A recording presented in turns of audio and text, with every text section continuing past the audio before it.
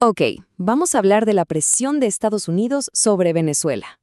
A ver, ¿será que estamos viendo un nuevo capítulo de una historia que ya conocemos? Esa donde el petróleo y la política exterior, bueno, se mezclan de una forma bastante peligrosa. Vamos a desmenuzar los patrones para ver si podemos entender qué es lo que de verdad podría estar pasando. Y de aquí sale la gran pregunta, una que ha estado flotando por ahí. ¿Es la Venezuela de hoy, en serio, el Vietnam de ayer? Suena potente, ¿no? La idea es súper intrigante, pero para saber si tiene sentido, pues hay que echar un clavado a la historia y ver los detalles de cada caso.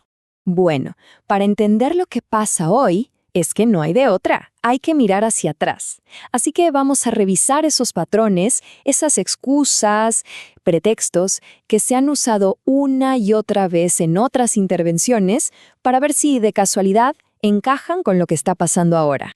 Entonces, ¿qué está pasando exactamente? La táctica principal de Estados Unidos ha sido, en la práctica, un bloqueo naval. O sea, están interceptando buques petroleros.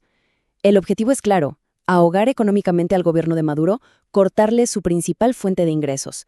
Y no es cualquier cosa. Estamos hablando del país con las reservas de petróleo más grandes del mundo. Venga, empecemos con esa comparación directa. ¿Qué tienen en común? A primera vista, hay algo que salta. Un paralelo en la táctica que conectan lo que pasa en el Caribe con lo que pasó en la Guerra del Sudeste Asiático. Y es esto: el uso de la presión naval. Y aquí es donde la cosa se pone interesante, porque parece que estamos viendo la repetición de una jugada. Pensemos en 1964. El famoso incidente del Golfo de Tonkin fue la excusa perfecta para una escalada naval masiva contra Vietnam del Norte. Ahora, miremos hoy. Se aplica una presión marítima muy parecida contra Venezuela. Se usa el bloqueo para alcanzar metas políticas, pero sin poner ni un soldado en tierra. ¿Suena familiar? Pero ojo, porque justo aquí es donde esta comparación, esta analogía, como que empieza a hacer agua. Sí, la táctica puede parecerse, pero las razones de fondo, los motivos reales y la escala de los conflictos, están a años luz de distancia. Vamos a ver esas diferencias, que son clave. Es que son dos mundos. Las motivaciones de fondo y el tamaño de cada conflicto son, bueno, fundamentalmente diferentes. Una cosa es la táctica, sí, la presión naval, pero otra cosa muy distinta es el por qué se usa y hasta dónde se está dispuesto a llegar. Miren esta tabla. En Vietnam, lo que se decía públicamente era: hay que contener el comunismo. Era la lógica de la Guerra Fría. En Venezuela, la historia oficial es la lucha contra el narcotráfico. Ok, pero luego están los motivos que se alegan por debajo del agua. En Vietnam se hablaba de dominación geopolítica. Y en Venezuela, pues el control de sus gigantescas reservas de petróleo. Y ni hablar de la escala. Esa es la diferencia más grande. Vietnam fue una guerra total, con tropas en el terreno. Lo de Venezuela es, hasta ahora, un bloqueo económico con sanciones. Entonces, si la comparación con Vietnam no termina de cuadrar, ¿cuál sí lo hace? Porque el guión que parece estarse aplicando en Venezuela tiene ecos, y ecos muy fuertes, en conflictos mucho más recientes. Pensemos específicamente en Irak y Libia. Y el patrón que se dibuja es más o menos este. Se usa un pretexto, ¿no? Una justificación que suena bien para el público, para intervenir en un país, cuando el objetivo real, el de fondo, es asegurar sus recursos petroleros.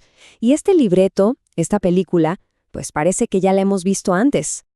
A ver, repasemos este patrón paso a paso. 1. Irak, 2003. El pretexto: armas de destrucción masiva. El resultado: acceso a sus reservas de petróleo.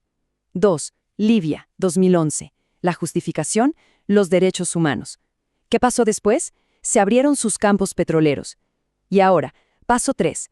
Venezuela. El pretexto es el narcotráfico, y el objetivo es presionar al régimen que está sentado sobre las reservas de crudo más grandes del planeta. Cuando lo pones así, uno tras otro, el patrón es, por decirlo menos, bastante consistente. Así que, en resumen, todo se puede sintetizar en 3P: presión, pretexto y petróleo. Ese parece ser el hilo conductor, la fórmula que conecta a estas intervenciones que a primera vista podrían parecer muy diferentes entre sí. A ver, los puntos en común son bastante claros. Primero, se apunta a un régimen que se considera hostil. Segundo, se construye una narrativa oficial, un pretexto. Y tercero, por debajo de todo, hay un interés estratégico en el petróleo. Ahora, la gran diferencia con Venezuela, y esto es importante, es el método. Aquí no estamos hablando de una guerra abierta, sino de lo que llaman presión híbrida, sanciones, bloqueo, una guerra por otros medios, digamos. Ok, y al final de todo esto la pregunta es, ¿y esto por qué importa? O sea, ¿de qué sirve reconocer estos patrones? ¿Qué sacamos en claro al entender este contexto histórico?